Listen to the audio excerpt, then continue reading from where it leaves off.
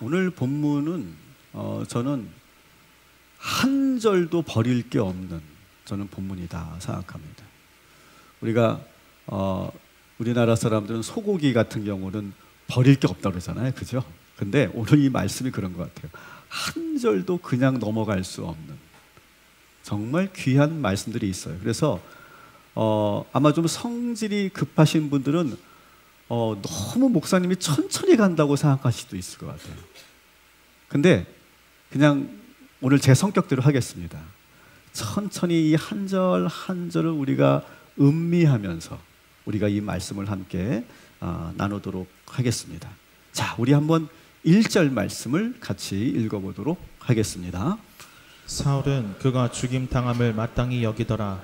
그날에 예루살렘에 있는 교회에 큰 박해가 있어 사도 외에는 다 유대와 사마리아 모든 땅으로 흩어지니라. 아멘. 자, 지난주 우리 스데반의 순교에 대해서 우리가 함께 했었죠. 스데반이 순교를 당했습니다. 근데 지난주도 잠시 언급했던 것처럼 이 스데반의 순교는 교회에 아주 큰 영향을 미쳐요. 어떤 영향이냐? 이 핍박이 본격적으로 시작이 됩니다. 핍박이 본격적으로 시작되고 교회 성도들이 흩어지기 시작합니다. 그러니까 사실 이 스데반이 맡았던 사역, 스데반이 맡았던 직무가 뭡니까? 어려운 성도들을 구제하는 일, 그것만 그냥 열심히 했으면 사실 이런 문제가 발생하지 않았을 거예요. 근데 설교를 했는데 그 설교를 들은 유대인들이 격분한 나머지 스데반 본인은 순교를 당하게 됐고, 그리고 교회는 핍박을 받게 됩니다. 그리고 이 교회를 핍박하는데 가장 앞장선 사람이 누구라고요? 사울입니다. 나중에 우리가 잘 알고 있는 사도 바울이 되죠. 이 사울이 예수 믿기 전에는 교회를 핍박하는데 앞장섰고, 그가 아예 이 그리스도인을 잡아 가두는 전담관이 됩니다. 담당관이 돼요. 그래서 본격적으로 교회를 핍박합니다. 3절 말씀도 같이 읽겠습니다. 사울이 교회를 잔멸할세 각 집에 들어가 남녀를 끌어다가 옥에 넘기니라. 아멘. 사울이 교회를 잔멸한대요. 그냥 남아있는 그런 모든 성도들을 다 잡아 가두겠다. 그냥 예수 믿는 놈들은 내가 보는 족족 다 잡아 가두겠다. 그러한 그 마음을 가지고 막 그냥 집에 들어가서 막 회짓고 다니면서 다 붙잡아 들어가는 거예요.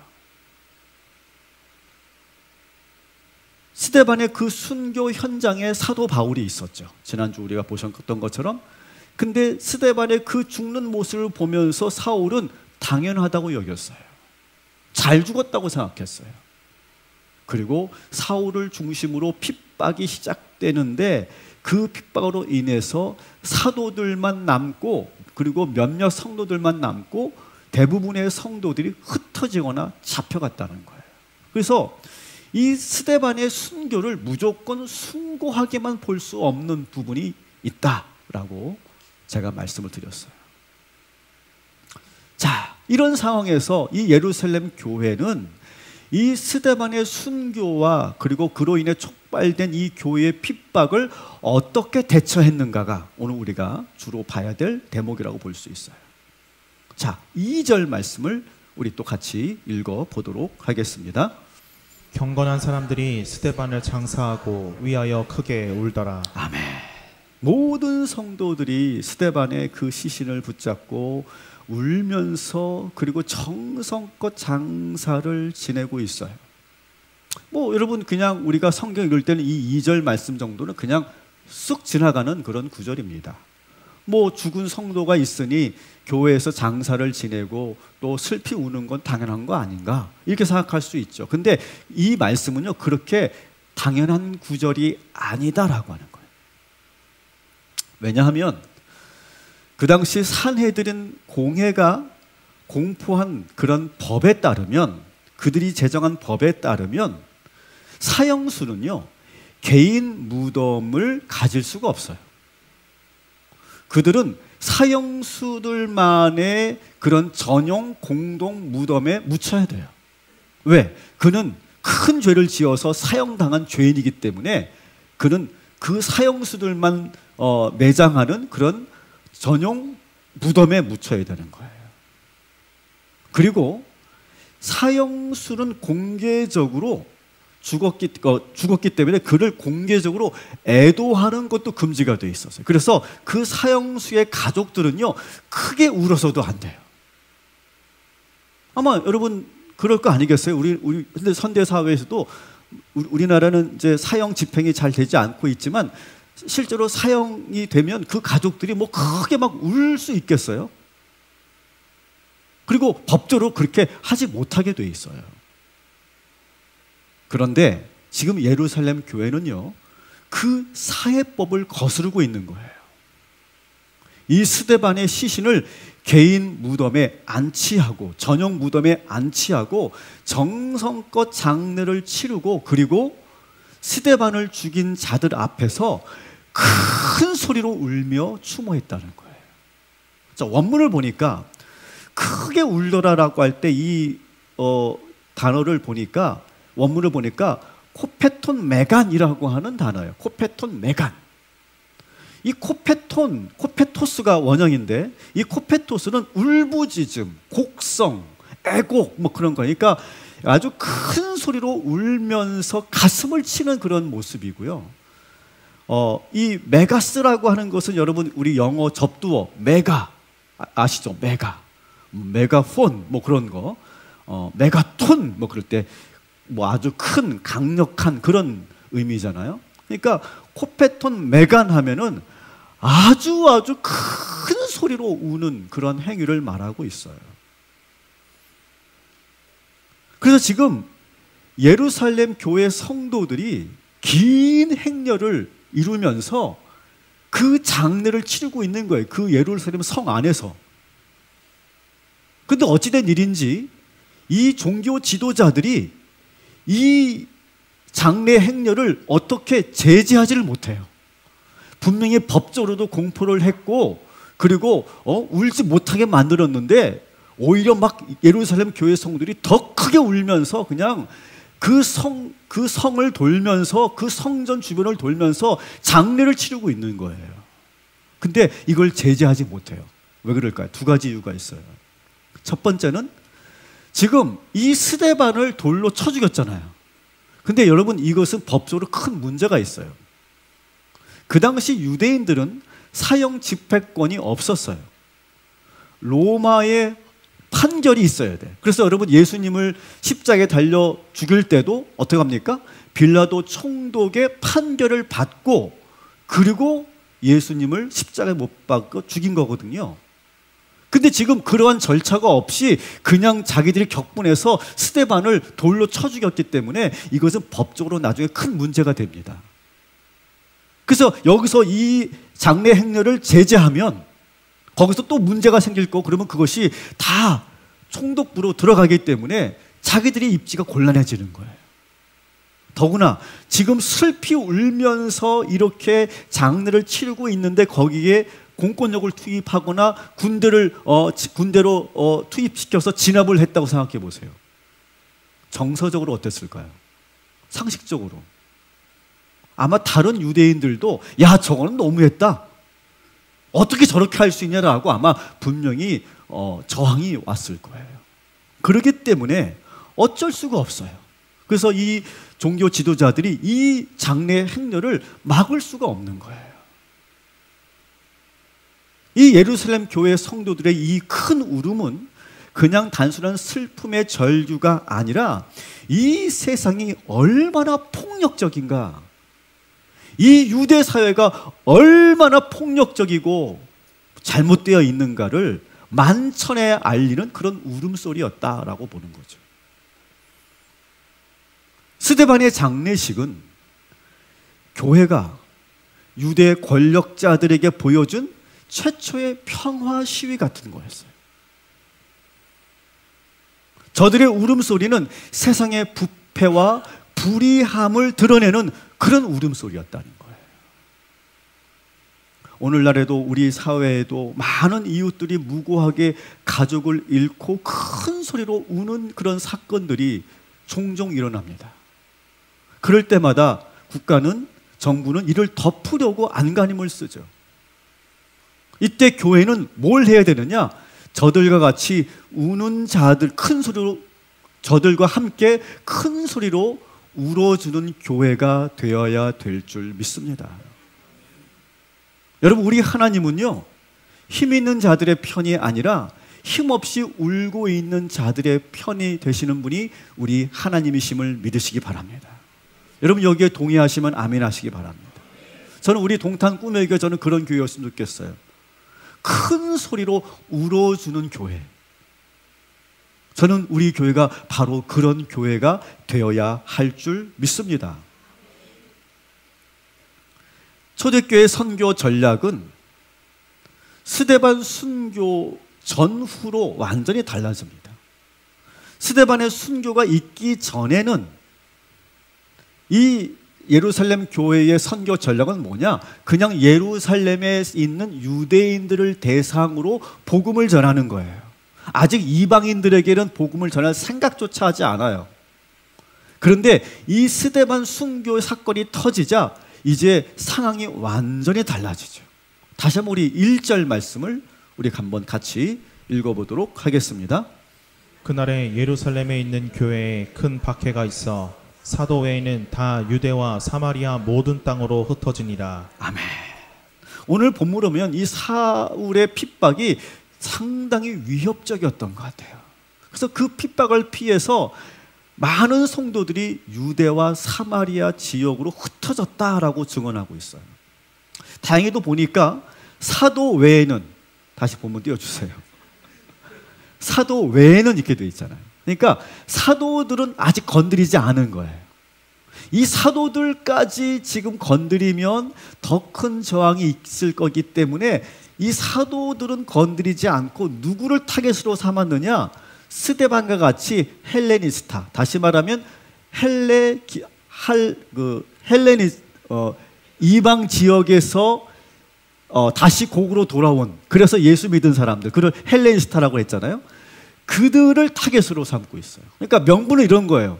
나는 사도 여러분들을 나는 타겟으로 삼지 않습니다. 여러분들을 내가 건드리지 않겠습니다. 그렇지만 이번에 문제 일으켰던 저 스데반과 같은 저 헬레니스타 출신들은 가만둘 수 없다. 이런 명분을 가지고 교회를 핍박했고, 그래서 주로 헬라파 기독교인들이 핍박을 받았고, 그리고 감옥에 갇히게 되고, 또 그들이 흩어지게 된 거예요. 여러분 한번 잘 생각해 보세요. 우리 교회에 권사님들이 많이 계시는데 권사님들 절반이 흩어졌다고 생각해 보세요. 우리 교회에서. 이건 대단히 큰 위기입니다. 교회적으로. 자, 그런데 오늘 이 1절 본문을 여러분 잘 보시면 다 유대와 사마리아와 모든 땅으로 흩어지니라 라고 하는 이 말씀을 잘 보시면 이게 여러분 어디서 많이 본 그런 구절 같지 않아요? 사도행전 1장 8절 말씀 한번 봅시다. 같이 한번 우리 읽어볼까? 시작. 오직 성령이 너희에게 임하시면 너희가 권능을 받고 예루살렘과 온 유대와 사마리아와 땅끝까지 이르러 내 증인이 되리라. 아멘. 여기 보면 온 유대와 사마리아와 땅끝까지. 공교롭게도 1장 8절에 나와 있는 구절이 8장 1절에 유대와 사마리아와 모든 땅으로 이렇게 되어 있어요. 자, 1장에 나오는 이 말씀은 예수님의 예언이었어요. 앞으로 일어날 일에 대한 예언이었고요. 8장에 나오는 이 구절은 그 예언이 이루어지는 장면이에요. 이루어지는 사건. 딱 들어맞지 않습니까? 공교롭게도 1장 8절이 8장 1절에서 그 말씀이 성취되는 거예요. 처음에 이 말씀을 예수님께서 하실 때 제자들은요 그냥 건성건성 들었어요. 왜냐하면 자기들은 이 예루살렘을 떠날 마음이 없었거든요. 그냥 자기들은 그냥 예루살렘에서 유대인들을 대상으로 복음을 전하고 교회를 이루면 나는 그것으로 만족한다고 생각했었어요. 그런데 예수님의 말씀대로 결국 이루어진 거예요. 땅 끝까지 나아가서 뭘 했느냐? 4절 말씀 우리 또 같이 읽어보도록 하겠습니다. 그 흩어진 사람들이 두루 다니며 복음의 말씀을 전할세. 자, 이 흩어진 사람들이요, 그냥 도망친 게 아니었어요. 흩어진 그곳에서 뭐 하고 있어요? 복음을 전하고 있더라는 거예요. 저는요, 이 4절 말씀이 참 은혜가 되더라고요. 그들은요, 도망친 게 아니에요. 실족해서 피신한 게 아니에요. 오히려 더 넓은 곳으로 나아가서 복음을 전했다는 거예요. 그래서 제가 이 말씀을 묵상하면서 제가 이렇게 성경책에 적어 놓았어요. 따라합시다. 위기가 기회가 되는구나. 여러분, 오늘 이 말씀을 여러분 들으시면서 오늘의 이 메시지를 여러분 삶에 적용하시기를 주님의 이름으로 축원합니다. 분명히 스데반의 순교는 교회의 위기가 됐어요. 근데 그 위기 때문에 교회 성도들이 흩어지게 됐어요. 근데 흩어지면서 교회가 위기가 찾아온 것이 아니라 오히려 기회가 됐다는 거예요. 오히려 그 위기가 선교의 확장의 길을 열어놨다는 거예요. 그래서 예루살렘에서 온 유대와 사마리아와 땅끝까지 나가는 선교의 확장이 이루어졌다는 거예요. 그런 것처럼 여러분의 삶에서도 그 위기가 새로운 기회가 되는 것을 믿으시기 바랍니다. 하나님은 우리가 예상치 못하는 방법으로 일하실 때가 참 많이 있어요. 사도들이 일부러 이렇게, 야, 이제부터는 우리가 예루살렘에 머물지 말자, 우리가 좀 더 넓게 나가서 세상으로 나가서 복음을 전하자, 이렇게 한 게 아니에요. 이렇게 한 게 아니에요. 어쩔 수 없는 그 상황, 핍박의 상황, 위기의 상황, 예수님께서는 그 스데반의 순교를 이용하셔서 오히려 당신의 선교 계획을 이루어 가셨다는 거예요. 여러분, 이 말씀을 여러분 삶에 한번 잘 적용해 보시고 제가 설명드릴 테니까. 여러분, 우리가 인생을 살면서 이럴 때가 참 많이 있지 않습니까? 내가 원하던 길이 아니야. 근데 이상하게 내가 자꾸 엉뚱한 길로 가고 있어. 내가 원하던 방향으로 가지 않고 일이 자꾸 꼬여. 뜻하지 않은 문제들이 자꾸 생겨. 그리고 내가 탄탄대로라고 생각했던 내 인생에 갑자기 길이 막히고 그 길이 사라질 때가 있어요. 여러분, 그런 인생을 경험해 보셨을 거예요. 그때 우리는 어떻게 됩니까? 몹시 당황합니다. 이게 뭐지? 왜 길이 없어졌지? 그러면서 당황하고 막 버럭 화를 내기도 하고 누구 때문이라고 원망하기도 하고 낙심하고 더 이상 길이 없다라고 생각하고 어떤 사람들은 극단적인 선택을 하기도 하죠. 근데 오늘 이 말씀을 여러분 잘 보시기 바랍니다. 따라합시다. 예루살렘과 온 유대와 사마리아와 땅끝까지. 여러분, 이 말씀이 뭡니까? 이 말씀은 저는 오늘 이렇게 읽혀지더라고요. 여러분, 예루살렘에서 길이 막히면 어떻게 하라는 거예요? 유대로 가면 되고, 유대에서 길이 막히면 또 어떻게 하면 되는 거예요? 사마리아로 가면 되고, 사마리아에서 길이 막히면 또 어떻게 하는 거예요? 더 넓은 세상으로 가면 된다는 거예요. 동의하시면 아멘 하시기 바랍니다. 다시 볼까요? 예루살렘에서 길이 막히면 어떻게 하면 돼? 온 유대로 가면 돼. 유대 땅에 길이 막히면 어떻게 하면 돼? 사마리아로 가면 돼. 사마리아에서 길이 막히면 어떻게 하면 돼? 더 넓은 세계로 땅끝까지 가면 된다는 거예요. 제가 오늘 아침에 뉴스를 하나 보고 왔어요. 지금 미국의 고관세 때문에 지금 수출길이 상당히 어렵고 막혀 있어요. 그래서 저는 수출을 하는 사람이 아닌데도 걱정이 되더라고요. 저는 계속 그 뉴스를 보고 있어요. 지금 우리나라 경제상 어떤가. 근데 여러분, 지난달 우리나라 수출 실적이 나왔어요. 여러분, 어땠을 것 같으세요? 어땠을 것 같으세요? 지난달 우리나라 수출 실적이 역대 최고였다는 거예요. 이 고관세가 적용되기 전 4년 전보다 훨씬 더 많은 수출의 그런 증가가 있었다는 거예요. 그리고 3분기 실적만 봐도 무려 6.6%가 증가했다는 거예요. 놀랍지 않습니까? 그래서 그 이유를 봤더니 반도체와 자동차가 선전을 했다는 거예요. 그러니까 반도체 같은 경우는 보니까 그 단가가 많이 올라가는 그런 상승 효과 때문에 많은 매출을 이루었고, 그래서 삼성 반도체는 좋으실 것 같으세요.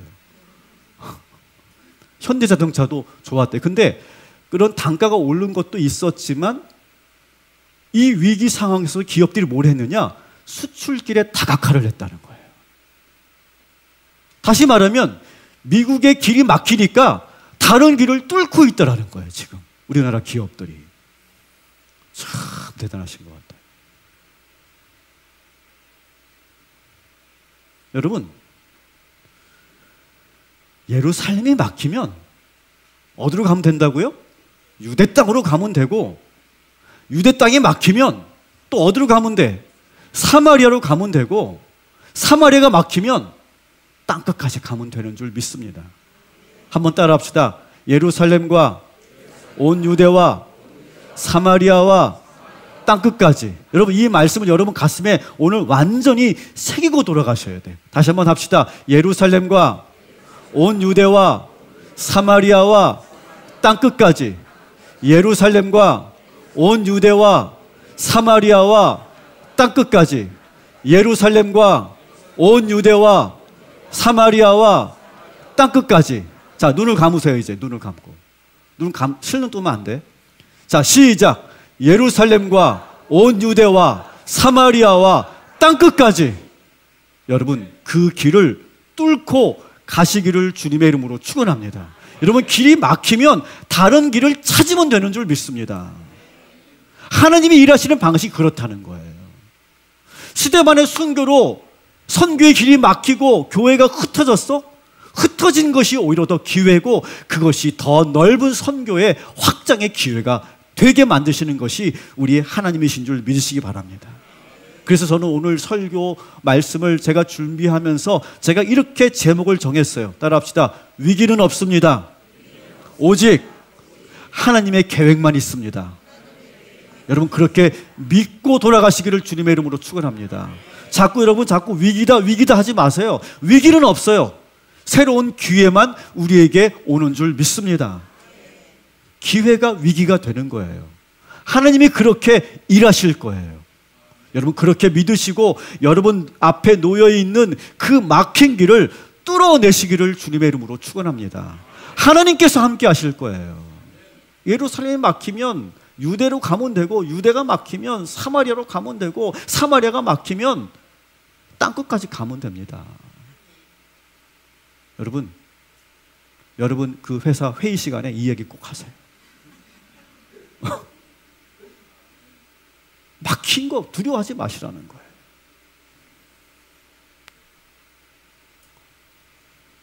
이 스데반의 순교를 목격하고 큰 도전을 받습니다. 성도들이. 그 중에 한 사람이 누구냐? 그 7명의 지도자 중에 스데반의 동료였던 빌립이라고 하는 사람이 있어요. 그 빌립은 스데반 동료 스데반의 순교를 보고 직접 목격하고 큰 도전을 받습니다. 그래서 나도 스데반과 같은 삶을 살아야 되겠다. 그리고 이제 빌립도 사울의 핍박을 피해서 어디로 가냐 하면 사마리아로 갑니다. 5절 말씀 같이 읽겠습니다. 빌립이 사마리아 성에 내려가 그리스도를 백성에게 전파하니. 아멘. 자, 그런데 여러분, 성경을 보면요, 유대인들이 하는 표현 중에 좀 이상한 표현들이 있어요. 사마리아는 어떻게 했대요? 내려갔다 그러고요. 그리고 예루살렘은 어떻게 한다 그래요? 항상 올라간다 그래요. 근데 지도를 한번 보세요. 사마리아는 북쪽에 있고요, 예루살렘은 남쪽에 있습니다. 그러면 우리는 예루살렘은 내려가는 거예요? 올라가는 거예요? 내려가는 거예요. 근데 모든 성경에 보면 다 예루살렘은 올라간다고 되어 있어요. 이게 아주 독특한 그런 사고방식이거든요. 근데 사마리아는 어떻게? 올라간다고 해야 돼. 예루살렘이 있었으니까 올라간다고 했는데 내려갔다고 하고 있어요. 여기에 대한 여러 가지 시각적인 그런 여러 가지 그 내용들이 있는데 저는 그냥 오늘 하나만 말씀드리려고 해요. 이 말씀을 보면서 따라합시다. 올라갈 때가 있으면 내려갈 줄도 알아야 됩니다. 저는 이렇게 여러분 이 말씀을 여러분에게 적용하고 싶어요. 우리가 인생을 살다 보면 올라갈 때가 있죠. 근데 마냥 올라가는 게 아니에요. 내려갈 때도 있더라고요. 이게 세상의 이치고 우리의 삶의 어떤 하나의 패턴이더라고요. 항상 올라가는 게 아니에요. 여러분 주식 차트도 한번 보세요. 계속 올라가지 않습니다. 항상 거기에서 뭐라 그러지? 잊어먹었네요. 그 강세장에서 보합되는 게 상황이 있잖아요. 멈출 때가 있고 하강할 때가 있는 거예요. 조정을 받을 때가 있잖아요. 모든 인생이 그래요. 그래서 우리는 항상 이렇게 생각해야 돼요. 다시 한번 따라합시다. 올라갈 때가 있으면 내려갈 줄도 알아야 된다. 그런 유연성을 가져야 돼. 근데 우리는 자꾸 올라가기만을 원해. 그리고 우리는 내려가면 그것이 큰 일이라고 생각해. 실패라고 생각해. 망했다고 생각해. 저는 저렇게 생각하지 않아요. 여러분, 빌립은요, 헬레니스타라고 했어요. 헬레니스타. 그는 타향살이가 지긋지긋해서 다시 고국으로 돌아온 사람이었어요. 다시 예루살렘에 돌아와서 이제는 나는 좀 고국에서 나는 좀 이렇게 타향살이의 그 어려웠던 것을 난 다 뒤로 하고 나는 편하게 살고 싶었는데 예수를 믿게 됐고 예수를 믿으면서 교회 지도자가 됐네. 교회 지도자가 됐는데 핍박이 왔어. 이제 또 나가야 돼. 이게 얼마나 빌립의 입장에서 피곤한 일이겠어요. 근데 빌립이 어떻게 합니까? 그렇게 어렵게 고국을 돌아왔는데 다시 나가야 되는데 빌립은요, 다른 데 가지 않고 사마리아로 들어갔다는 거예요. 사마리아로 내려갔다고 돼 있어요. 내려갔다. 여러분, 사마리아는 유대인들이 거들떠 보지도 않는, 그리고 그 땅은 아예 근처도 가지 않는 그런 아주 부정한 땅이라고 생각하는 그런 곳이었어요. 그래서 그곳에 들어가면 이미 여기는 완전히 이국적인 아예 다른 나라예요. 다른 나라. 거기는 하나님도 없고 복음은 들어가지도 않았고 유대인들이 상종하지 않는 그런 땅이었어요. 근데 빌립은 일부러 그 사마리아를 뚫고 들어가더라는 거예요. 차라리 자기가 살던 안디옥이나 다른 지역으로 자기가 돌아가면 거기서 더 살기 좋을 텐데 그는 오히려 가장 위험하고 가장 복음에 그런 척박한 그런 영적인 땅 사마리아로 들어가더라는 거예요. 우리는 때로는요, 어려운 일을 만나면 자꾸 도망치려고 하고, 그리고 우리는 내려오는 것을 두려워하는 경향이 있어요. 근데 빌립을 보십시오. 그는 오히려 누구도 생각하지 못했던 사마리아로 내려갔어요. 내려갔어. 그리고 그 성에 들어가서 그는 목숨을 걸고 주의 복음을 전합니다. 우리 6절부터 8절까지 같이 읽어보도록 하겠습니다. 무리가 빌립의 말도 듣고 행하는 표적도 보고 한 마음으로 그가 하는 말을 따르더라. 많은 사람에게 붙었던 더러운 귀신들이 크게 소리를 지르며 나가고 또 많은 중풍병자와 못 걷는 사람이 나으니 그 성에 큰 기쁨이 있더라. 아멘. 빌립은 사마리아로 내려가서 뭐 합니까? 더 열심히 복음을 전합니다. 베드로처럼 스데바처럼 기사와 표적을 나타냅니다. 거기서 많은 기적이 나타나요. 중풍병자가 고침을 받고 귀신 들린 사람이 귀신이 쫓아 도망가고 그리고 걷지 못했던 사람이 걷는 역사가 나타납니다. 그리고 모든 사마리아 사람들이 그 빌립이 전하는 복음을 듣고 한 마음이 되었대요. 한 마음이 되었대요. 그리고 8절에 보니까 온 성에 기쁨이 가득했대요.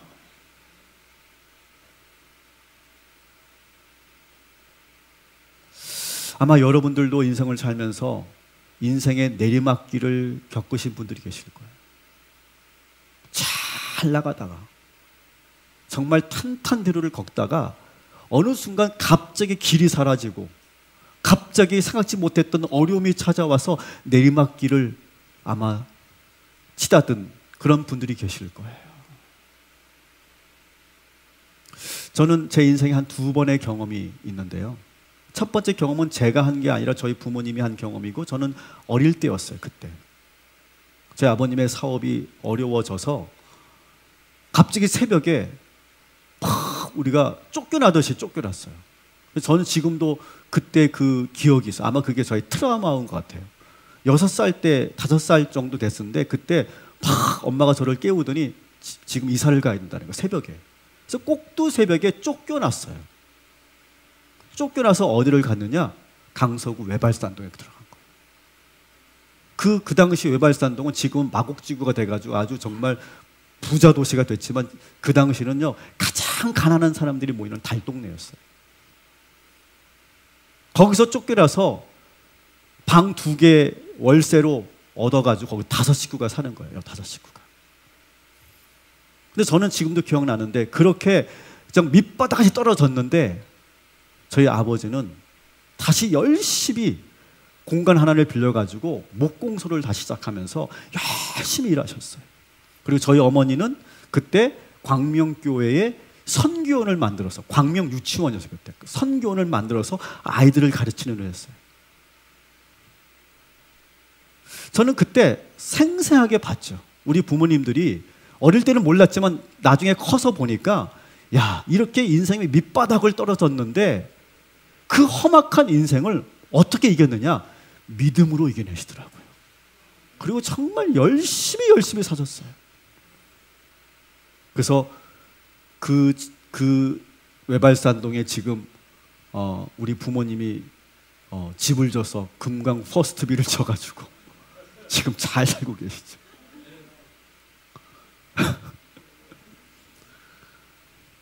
저는 그걸 상상해 봤거든요. 아, 떨어졌지만 여기서 낙심하지 않고 좌절하지 않으면 언제든지 올라갈 수 있구나. 제가 첫 번째 경험한 거예요. 2번째 경험은요, 제가 직접 경험한 건데, 저는 첫 목회지가 여러분 아시는 것처럼 대천이에요. 그래서 대천은 내려갔어요. 실제 내려갔어요. 교인이 한 명도 없더라고요. 수예배 드리는데.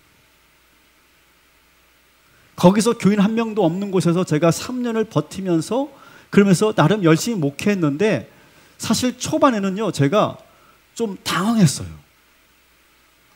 교인이 한 명도 없는 곳에서 내가 목회를 하게 될 줄은 몰랐거든요. 근데 어느 순간 제 마음속에 두려움과 낙심이 오더라고요. 그리고 제가 솔직하게 고백한다면, 저는 한 6개월 정도 제가 우울감에 완전히 젖어 있었고, 아마 제가 약을 먹어야 되는 상황이었었던 것 같아요. 근데 제가 뭐 약을 먹거나 치료를 받은 건 아니지만, 지금 생각해보면 저는 아마 우울증 비슷한 것에 제가 있었어요. 그러니까 그런 상태에서 여전히 제가 예배를 드리는데, 어느 날 제가 그때 수요 예배 때는 교인이 한 명도 없었고 우리 아내만 지금 앞에 앉아 있는 거예요. 근데 그때 제가 사도행전을 가지고 설교를 하고 있었고, 그리고 오늘 본문, 이 본문을 가지고 설교를 했어요. 아내랑 둘이. 그리고 제가 이렇게 설교합니다.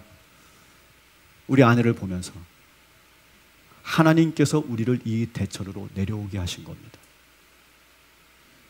우리 아내가 아멘을 안 하더라고요. 뭔 소리 하는 거야? 그런 표정이에요. 꼭 필요해서 내려오게 하신 겁니다. 죽어도 아멘을 안 하더라고요.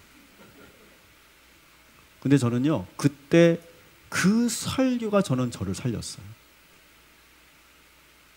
설교자는요, 설교하면서 은혜 받거든요. 자, 지금 은혜 받고 있어요, 지금. 그때 제가 그 설교를 하고 나서 제가 뭔가 터닝 포인트가 됐어요. 그 전까지는 내가 왜 여기에 와 있지?